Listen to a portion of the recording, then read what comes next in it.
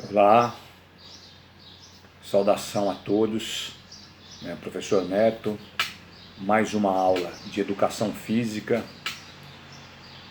interdisciplinar, atrelando a educação física a outros temas da vida social e cultural, certo? Me dirigindo a vocês aqui da minha cidade, Guarulhos, antigo território dos índios Guarus, a vocês, meus queridos alunos, estudantes e familiares, do outro lado do Tietê, na antiga aldeia Ururaí, antigo território dos índios Guaianazes. E o tema de hoje, como eu havia falado semana passada, vai ser racismo e esporte. Semana passada nós falamos dos direitos da cidadania, os direitos políticos, direito ao voto universal, em que o único momento que você é igual ao bilionário é o momento de votar. Nós já comentamos o voto universal, que antes não era direito de todos. A cidadania era medida por aquilo que você tem, propriedade, dinheiro, de uma certa forma ainda é, mas no voto, aqueles que não podiam votar, mulheres, indígenas, negros, pobres, mulheres, hoje pode votar. Então dia 15, não esqueça, exerça seu voto com consciência e não eleja bandido. Voto vendido elege bandido. Voto consciente muda a vida da gente e traz melhoria para a coletividade, para a maioria, certo? Se atenda ao tema dessa semana, que aproveitando o ensejo do mês da consciência negra, semana que vem o feriado, o dia da consciência negra, dia 20 de novembro, que foi a morte de Zumbi dos Palmares, um grande líder que liderou uma sociedade alternativa que tinha aproximadamente 20 mil pessoas que fugiram da escravidão e tinham sua vida coletiva em comum. A produção era para todos, não tinha apropriação do trabalho do outro pelo outro homem, certo? Era uma grande comunidade que ela foi dizimada, todos foram mortos, há mais de 300 anos atrás, e o líder, o Zumbi dos Palmares, ele foi morto, arrancaram a cabeça dele para servir de exemplo, para que nenhum escravo ousasse em fugir mais. E aí ficou estabelecida nessa última década, que em vez de comemorar a abolição da escravatura, como era nos livros de história, que a princesa Isabel tinha ido lá, tinha assinado, tinha libertado os escravos, aquela visão muito bonita, o dia 20 de novembro ele vem para contestar isso. O dia 20 de novembro, a libertação dos escravos, e do povo negro, do povo de descendência africana, se deu pela luta de vários escravos, que lutaram contra o sistema colonial, contra a superexploração e contra a escravidão. Não foi uma mera bondade da princesa, parente da monarquia da época, do rei, certo? Como contavam os livros de história antes, aquela coisa bonita que assinou, estava todo mundo livre, não, foi luta. Então o dia 20 de novembro é o dia de Zumbi dos Palmares, o dia da consciência negra, certo? Muito bem, vamos lá. E para falar de racismo, racismo é uma teoria, é uma ideologia em que diz que uma raça, uma etnia, ela é superior à outra. O racismo foi utilizado para poder construir e acumular riquezas às custas do trabalho do outro, do trabalho escravo. O escravo trabalhava, certo, para enriquecer os donos de engenho, do açúcar, extrair as riquezas minerais aqui do país, em outros lugares da América.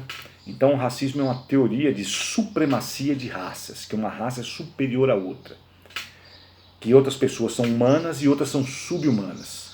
Isso foi utilizado durante muito tempo, e que infelizmente ainda tem consequências até hoje. E para falar, eu vou utilizar aí eleição, o exemplo é a eleição dos Estados Unidos, que ocorreu nesse último final de semana, em que elegeram um candidato chamado John Biden, que ele tem alguma ligação com a comunidade negra americana, derrotando o outro candidato, né, que era declaradamente, se não foi declaradamente, ele deixava implícito que ele era um racista, né? Não tomava nenhuma providência com relação aos atos de racismo, a morte dos homens negros nos Estados Unidos, homens negros inocentes pela polícia, pelo avanço do racismo, e ele era, né, para alguns claramente, outros implicitamente racista. O Biden ganhou. Né? Lembrando que nos Estados Unidos, né, tem uma população muito grande, milhões de pessoas, maior do que a população brasileira, e apenas 10% dos americanos são negros, né? E o racismo americano, ele é explicitamente mais violento que o do brasileiro, não mais perverso. O brasileiro também é perverso, só que lá, assim, a evidência é muito maior da violência, né? E lá já elegeram um presidente negro, né, o seu Barack Obama, com apenas 12% da população negra, né? Tem muitos senadores negros, tem muitas celebridades negras, né, que ganha destaque, certo? A vice-presidente da República agora, a vice do Joe Biden, é uma mulher que se declara negra, ela é negra, né? E no Brasil, olha só que coisa curiosa, 50% da população é negra, segundo o IBGE. E você não vê negro no Senado, você não vê negro entre os deputados, se vê uma minoria assim, uma exceção da exceção, certo? Nunca tivemos um presidente negro, não vemos médicos negros, né? Não vemos negros ocupando os cargos de direção, né? E no Brasil isso é racismo, racismo estrutural, né? Que está na estrutura. Como são descendentes de escravos, né? Os seus antepassados não teve acesso à terra, à renda, a trabalho, então hoje o povo negro se encontra nessa situação, né, de pobreza e excluído de tudo, certo? Porque a diáspora, né, a saída dos negros na África no período, né, colonial e trazido para as Américas para trabalhar forçadamente como escravo, foram sequestrados, se espalhou, né, pelos continentes americanos, né, e o racismo americano tem uma característica, o racismo brasileiro tem outra. Mas o que é a prova de que o racismo é uma teoria ultrapassada e que não serve mais? Nós tivemos aí um campeão agora, né, dos 800 pilotos que já disputaram a Fórmula 1, né, um negro, né, Lewis Hamilton, né, o cara é o recordista agora, um dos maiores pilotos de Fórmula 1, um homem negro, certo? E agora indo para o esporte, né, vamos falar do Brasil, futebol, né? O futebol, na sua origem, ele chega aqui com os ingleses, são os homens brancos, né? E depois começa a se disseminar, né, principalmente em São Paulo e Rio, principalmente em São Paulo, com os operários ingleses, né, que teve uma imigração muito grande de europeus para o Brasil, nessa época, 100 anos atrás, uma forma de substituir a mão de obra escrava, que foi negado a eles o direito ao trabalho, os brancos assumiram os trabalhos. Então os operários de uma linha férrea, né, que fez as linhas de trem São Paulo-Santos, que é a São Paulo Highway, que era para escoar a produção do café, eles jogavam futebol, né? E futebol é uma prática apaixonante, né, a nossa paixão nacional. E os negros observavam os brancos jogando futebol. E futebol não era uma prática muito difícil. O que eu precisava materialmente para poder jogar futebol? Eu precisava de um terreno, 2 traves, uma bola e 22 homens. E aí os negros começaram a observar em São Paulo e no Rio, né, os brancos jogarem futebol. E aí eles começaram a jogar futebol também, certo? Aqui em São Paulo ficou conhecido, né, como futebol de várzea. Pegava um terreno aí nas beiras do Tietê, na beira de rio, colocava as 2 traves, 22 homens e começou, né, a desenvolver e se apropriar dessa prática do jogo de futebol. E aí o futebol começou a ser profissionalizado, começou a gerar muita renda, muito dinheiro, ganhou esse aspecto mercantil de grandes negócios, né? E aí começou a ter que profissionalizar os jogadores. E aí os brancos, né, precisavam ganhar, ter seus times campeões, as competições, enfim, né, precisava ter os melhores jogadores. Aí no Rio de Janeiro, no Fluminense, né, para ganhar lá os campeonatos, os jogos, o time se rendeu e teve que contratar jogadores negros. Mas olha que coisa, contratavam os negros, ficou na história aí um negro que foi contratado pelo Fluminense para jogar. Só que ele não podia entrar em campo, né, com a cor dele. Aí pintaram ele de branco. Aí nasceu aquela expressão pó de arroz, né? Pegava lá o negrão lá, ó, pó de arroz nele, entra e vai jogar. Só que ao longo do jogo ele suava, o suor tirava a maquiagem. Aí começava a expressão racista, negro, que nem a gente vê até hoje. Chama lá o jogador de macaco, joga banana, né? O racismo não é uma coisa nova, ó, lá na origem do futebol. Então ficou conhecido como a expressão pó de arroz, porque teve que se render aos melhores jogadores que são negros, né? Com a profissionalização do futebol e as altas receitas, os ganhos, né, de negócio que o futebol gerou, teve que se render aos negros. Aí 40 anos depois, olha só que coisa, né? Os negros começaram a dominar o futebol. Se você pegasse aí todo e qualquer time aqui do Brasil, 30, 40% dos jogadores são negros, às vezes 60 até.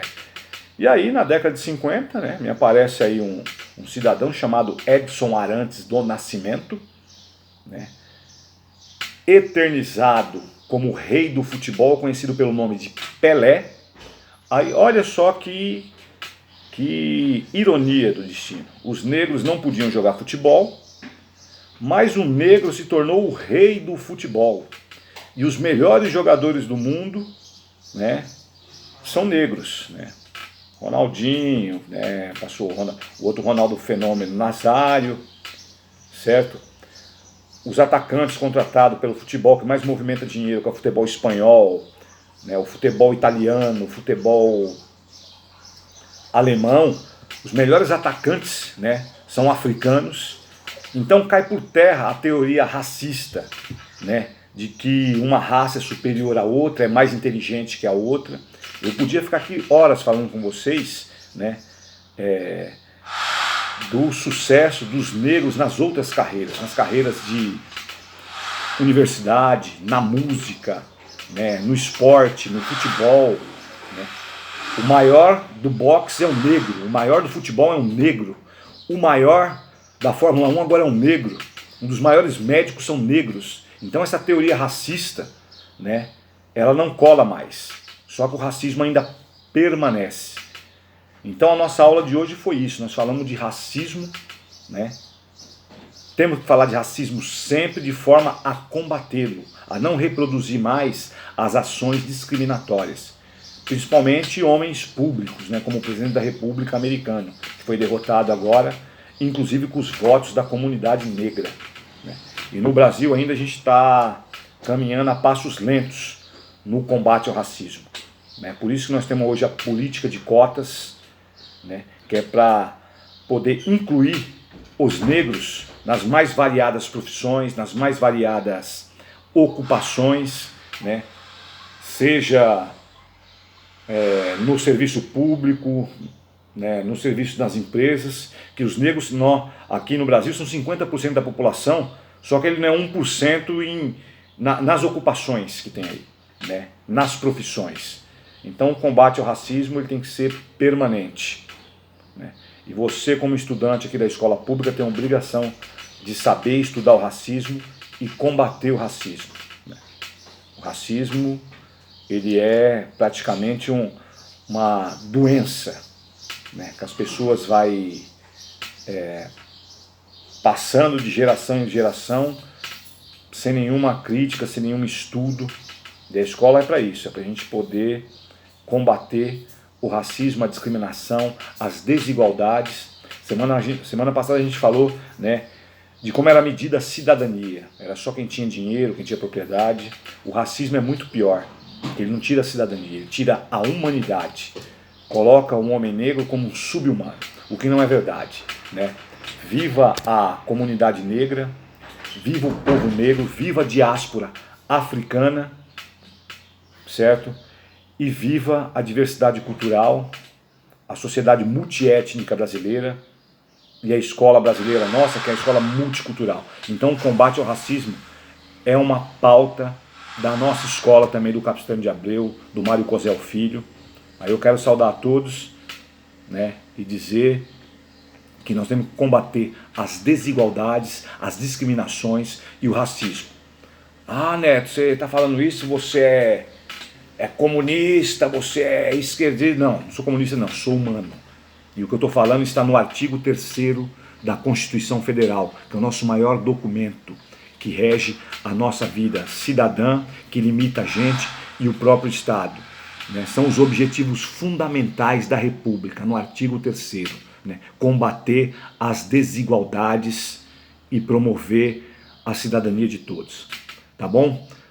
Essa foi a aula de hoje. Um grande beijo no coração e até a próxima. Abaixo o racismo e viva o povo negro.